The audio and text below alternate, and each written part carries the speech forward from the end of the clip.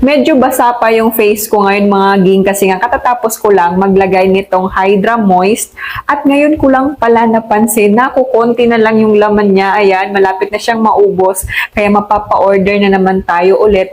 At kaya ko din pala nagustuhan ito mga ging kasi nga nare-relax yung face ko pag naglalagay ako nito, yung balat ko kasi nga meron siyang cooling effect.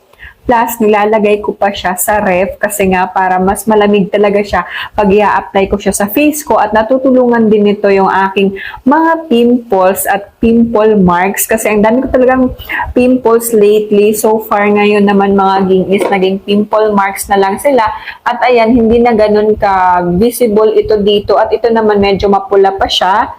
Ayan, konti na lang yung ating mga pimple marks sa ngayon kasi nga natutulungan ako nitong Hydra Moist kasi meron itong maraming magagandang ingredients na makakatulong